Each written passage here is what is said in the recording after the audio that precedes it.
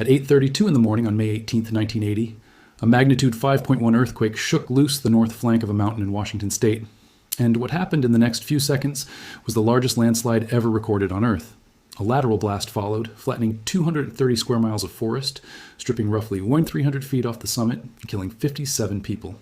One of them was a USGS volcanologist named David Johnston, stationed at an observation post 6 miles away. 6 miles, a distance every scientist on the mountain believed was safe. It was not. That mountain is Mount St. Helens, and it never really went back to sleep. Since February of 2024, hundreds of small earthquakes have rattled directly beneath it. At the same time, the instruments bolted to its surface show something that sounds like it should be reassuring, but somehow isn't. The ground is quietly sinking instead of rising. On paper, that combination looks like exactly the kind of thing that should scare you. Earthquakes under a volcano that killed 57 people less than half a century ago, paired with a mountain visibly changing shape. But the actual data tells a story that is almost the opposite of what most people assume it means. And the gap between what this looks like and what it actually is the entire reason this video exists. If you've ever seen a headline about Mount St. Helens stirring or waking up, and felt that little jolt of unease, this is the video that will let you read the next one correctly, instead of just reacting to the word volcano. Stick around, because there's a twist buried in the middle of this story that changes how you should be reading every future update about this mountain. And if you want more of these breakdowns, where we take an alarming headline and trace it back to the raw data underneath it, subscribing is the easiest way to make sure you don't miss the next one. Here's the roadmap for where this is going. First, we're going down into the plumbing underneath the mountain, because nothing about the recent activity makes sense until you understand what's actually down there. Then we're going to talk about why the earthquake count you hear on the news is never the full picture, and why that's not a cover-up. After that, we'll look at the strangest detail in this entire story. A magma chamber that is reportedly filling up while the ground above it keeps falling instead of rising. Then we'll rewind all the way to 1980 itself, to the 2 months that actually mattered, so you can see exactly what a genuine countdown to eruption looks like when it's really happening. And by the end, you'll have the 5 specific things scientists are watching for, the exact tripwires that would tell them, and you, that something has actually changed. Start with the plumbing. Mount St. Helens is not a simple pool of lava sitting under a lid, waiting for a crack to open. It's the surface expression of a magmatic system that reaches roughly 10 miles down into the crust.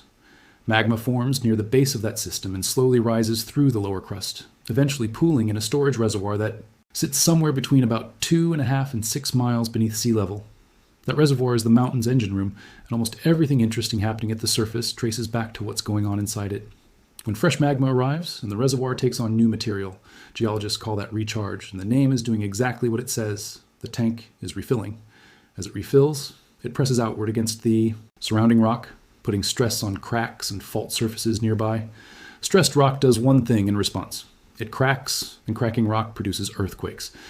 According to Weston Thelen, a research seismologist at the USGS Cascades Volcano Observatory, the pattern observed since 2024 fits this exactly. Fresh pockets of magma arriving in the crustal magma chamber and changing the pressure around it. That is a mountain feeding itself, not a mountain preparing to erupt.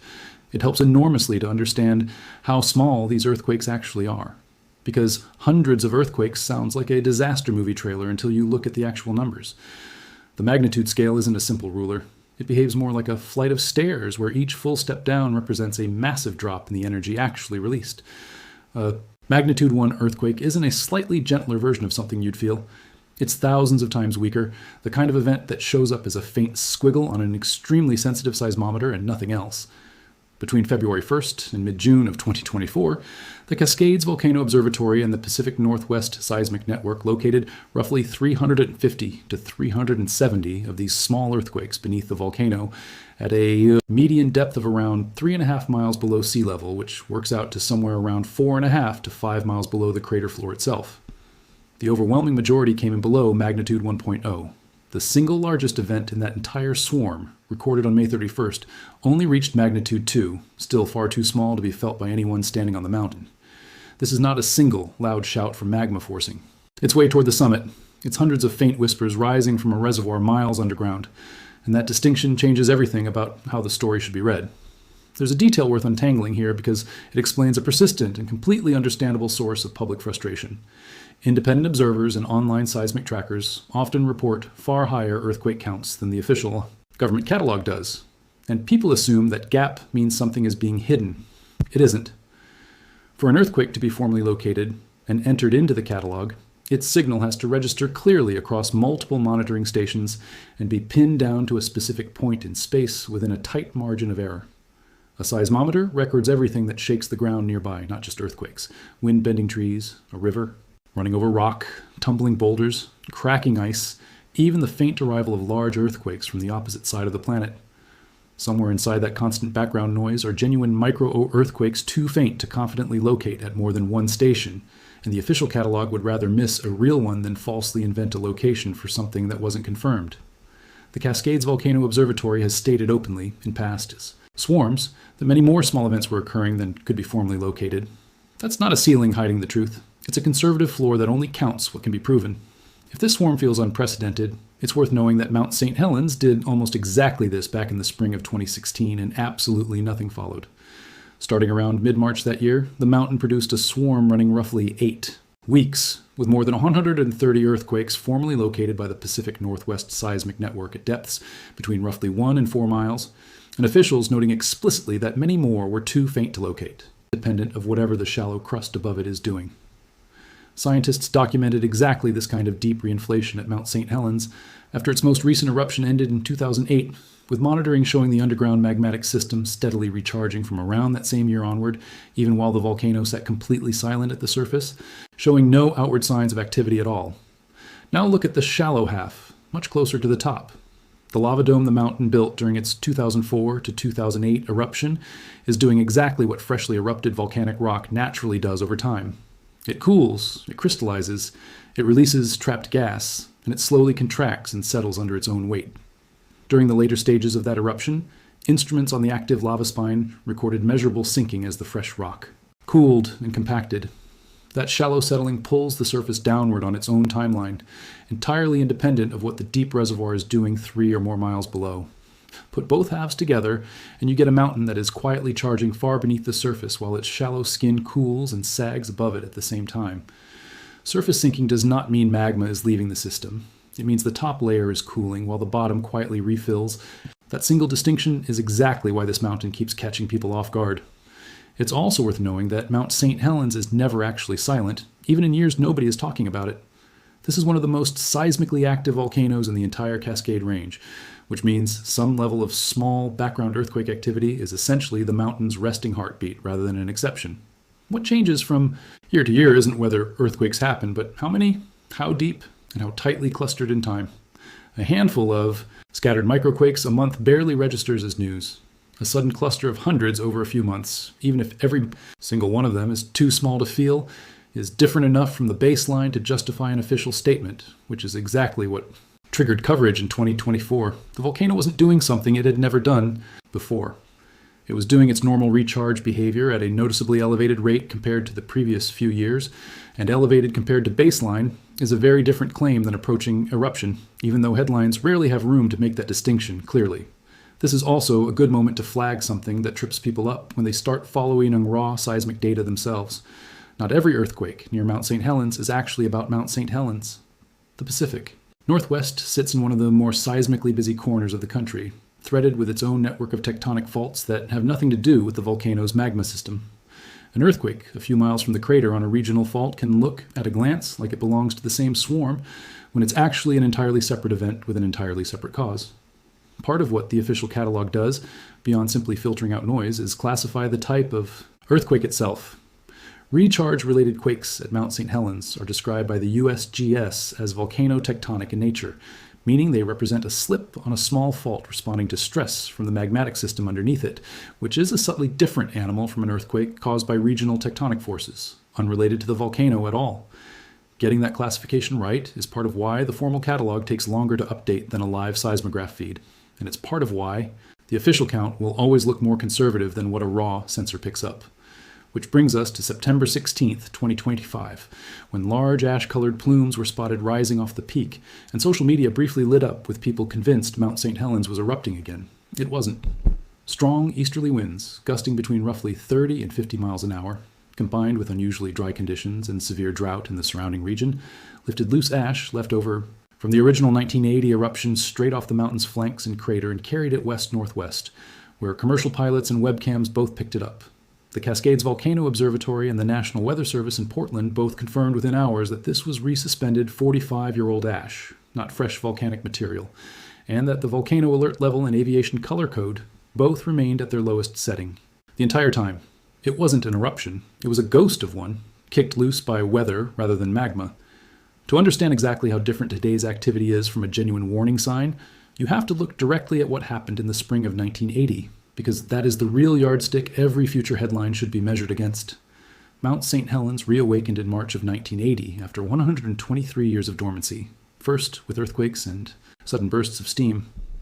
Then came something with essentially no equal in the modern geological record for a Cascade volcano. The entire north flank began physically deforming outward. Not settling, not sinking, but visibly bulging as magma forced its way sideways into the flank at a rate of roughly 5 to 6 feet a day. Over that spring, cumulative outward displacement pushed past 450 feet. That is visible, accelerating, shallow. Deformation, precisely the textbook warning sign today's mountain is pointedly not showing. Every signal intensified together over those 2 months. Earthquakes climbed steadily upward toward the surface rather than staying miles down. Steam explosions grew more frequent. The bulge swelled visibly day after day until the rock was deforming faster than it could physically hold together.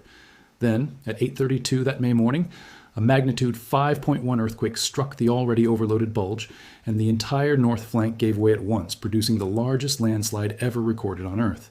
With a massive section of the mountain suddenly gone, the pressurized system trapped inside was instantly uncorked, blasting sideways and flattening. Forest across roughly 230 square miles, stripping away the upper around 300 feet of the mountain and dropping its summit elevation from 9,677 feet down to 8,163 feet. Ash reached Idaho by noon. 57 people died, among them David Johnston, monitoring from a ridge 6 miles away that everyone believed was out of range. The observatory that watches this mountain today carries his name. Set the two pictures side by side, because this comparison is the entire argument in one place. In 1980, the surface bulged outward at roughly 5 to 6 feet a day. Today, it is quietly sinking. In 1980, earthquakes climbed steadily upward toward the surface as magma physically forced its way up through the crust. In 2024, tiny earthquakes stayed miles down, exactly where a reservoir calmly refills. In 1980, 3 separate signals, inflating, shallowing, and accelerating, all pointed in the same upward direction at the same time. The activity recorded since 2024 is faint, deep, and steady in a fundamentally different way. Every single element that turned the 1980 buildup into a genuine countdown is currently absent from what this mountain has been doing. Mount St. Helens doesn't refill itself by accident, and understanding why explains why this particular volcano generates headlines that a quieter neighbor never would. Just off the Pacific Northwest coast, a slab of ocean floor called the Juan de Fuca Plate is being forced steadily beneath the North American continent along the Cascadia subduction zone. As that slab grinds downward into the hot interior of the planet, water locked inside the rock gets squeezed out and driven up into the mantle above it. That water lowers the mantle's melting point, and the magma produced rises to feed the entire Cascade volcanic arc, including Rainier, Adams, Hood, Baker, Shasta, and St. Helens, all fed by the same offshore engine. Mount St. Helens is the most seismically active volcano in that entire chain, and is generally regarded as the one most likely to erupt again first, which is exactly why a swarm underneath it becomes national news, while identical activity beneath a quieter peak barely registers a headline at all. Scientists aren't guessing about what a genuine reawakening would actually look like, because this exact mountain has already shown them in vivid detail back in 1980. A real countdown would announce itself through a specific cluster of changes happening together. First, a clear migration of earthquakes, shifting gradually from deep down toward the surface, tracing the physical path of rising magma. Second, a distinct change in the character of the shaking itself, the emergence of continuous harmonic tremor that signals fluid and gas actively moving through the plumbing rather than simple rock fracturing. Third, the surface flipping from sinking to rising, with measurable inflation replacing ongoing subsidence as pressure finally reaches the shallow system beneath the crater.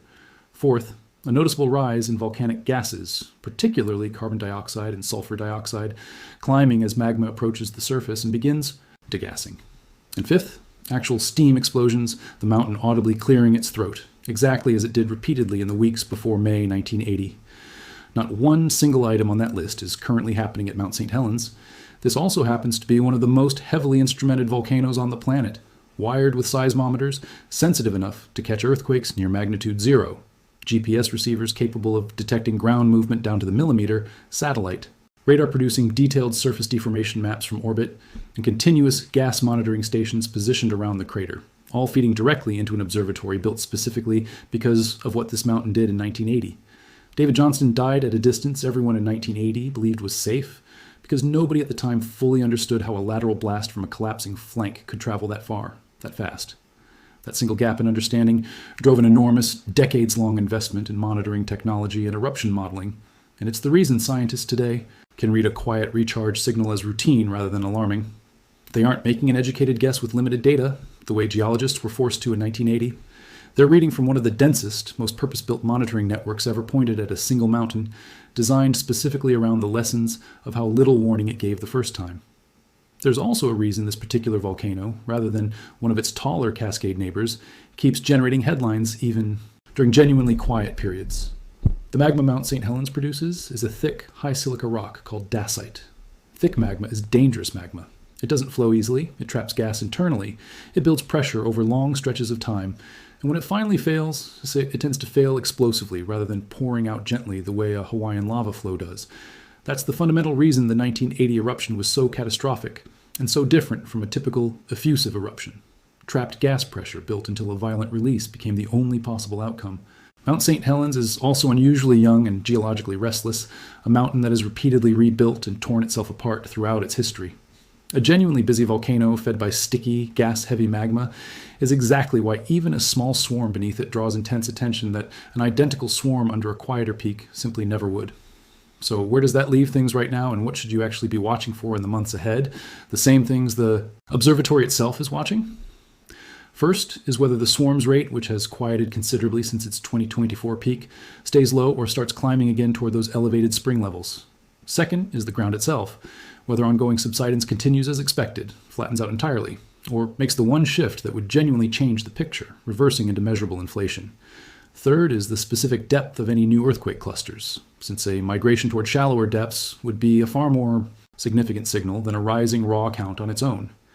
And fourth is simply whether the Cascades Volcano Observatory issues any new formal statements, since they have been consistently transparent about what they're seeing, with the word recharge appearing openly in their public communications rather than being something anyone has had to dig out of buried records. Until one of those specific signals actually changes, the honest red stays remarkably steady.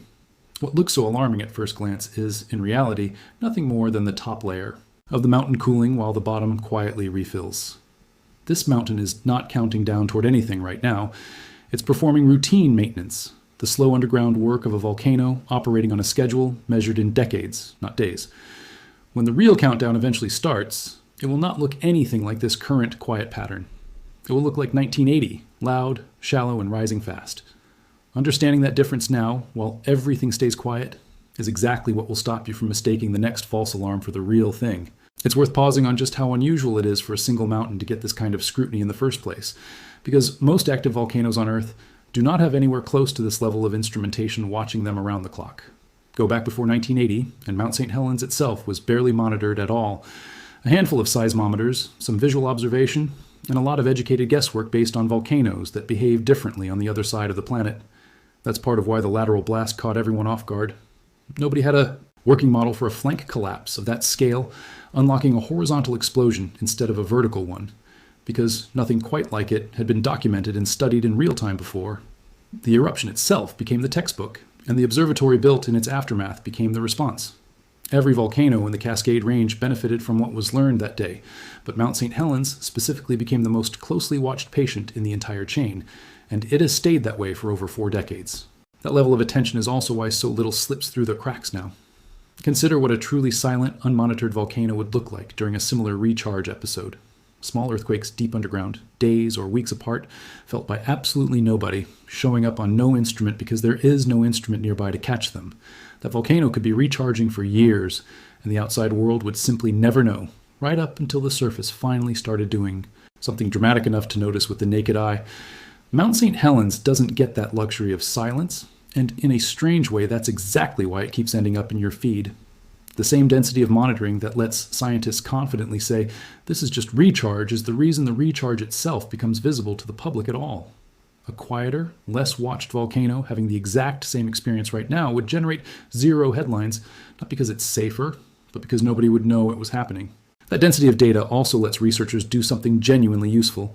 Compare today's swarm directly against the mountain's own history, earthquake by earthquake, almost like overlaying two scans of the same patient taken years apart. USGS researchers have mapped the locations of the 2024 earthquakes against a broader data set of recharge-related seismicity stretching back to the late 1980s. The pattern lines up closely. Similar depths, similar tectonic style of shaking, and no migration toward the surface. It isn't a new kind of behavior nobody has seen before. It's a mountain repeating a pattern it has repeated multiple times since its last eruption ended, with comparable swarms in 2013 and 2014 and 2016 and now again in 2024, without any of those episodes tipping over into anything more. None of this means the conversation ends here, and it shouldn't. A volcano capable of producing the largest landslide ever recorded, and a lateral blast that leveled 230 square miles of old-growth forest in under a minute, deserves exactly this kind of ongoing attention, not less of it. The point isn't that Mount St. Helens should be ignored. It's that the specific combination of signals happening right now, small, deep earthquakes paired with gradual surface subsidence, has a well-understood, well-documented explanation that falls well short of an eruption warning, and that explanation comes directly from the same scientists whose job is to sound the alarm the moment it stops being true. If the pattern changes, if earthquakes start climbing toward the surface, if the ground starts rising, instead of sinking, if gas readings spike, if steam starts venting, you will not have to go digging for that information. It will be the lead story on every outlet that covered the September 2025 ash scare, and it will look nothing like a routine update. It will look like 1980 did, and by then you'll already know exactly what that looks like, because you've seen the difference laid out side by side right here.